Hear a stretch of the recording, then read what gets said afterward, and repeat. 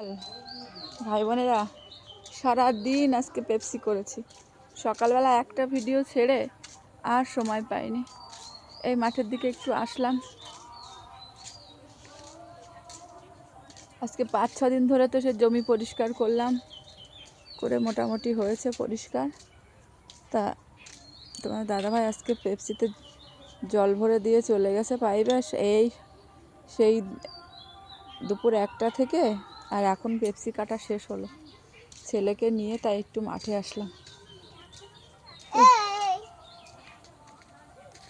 কি করব, সারাটা দিন সময় পাইনি। আয় পাখি, আয় পাখি, আয় মাঠের দিকে একটু যাই। সারাটা দিন গরম পড়ছে না, গরম পড়ছে, পেপসি চলবে এখন। কালকে যা নিয়ে গেছিলো সব শেষ হয়ে গেছে, এখন আবার তো রেডি করতে হবে। সব রকমের ফ্লেভার তো নেই, 2 রকম কোকোকোলা আছে, আর হলো তোমার কি আছে, লিচু আছে, আর কিছু নেই। আর মানে আজকে করেছি তোমার কাঁচা আম, পাকা আম, অরেঞ্জ, এগুলো করেছি। চলে আসলাম একটু মাঠে।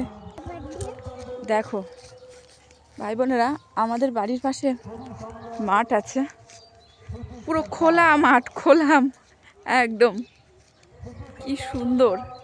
প্রতিদিনই আসি মাঠে একটু ঘুরতে। আজ কটা দিন আসতে পারছিলাম না, শুধু ব্যস্ত আর ব্যস্ত। সূর্যি মামা পাটে চলে গেছে। সূর্যি মামার দেখো কত সুন্দর লাগছে।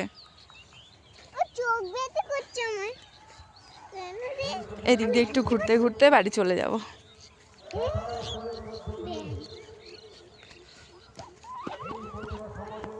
যে আমার পুচকিটা পড়াতে এসেছিল, পড়িয়ে চলে গেছে, এবার ছুটি পেয়েছে। একটু মা চলো হাঁটো মাঠের দিকে। চলে আসলাম। মাঠের প্রকৃতিটা আমার এত ভালো লাগে, কি বলবো তোমাদের। থাকি তো শুধু ঘরের ভিতরেই থাকি, ঘরের মধ্যেই কাজ।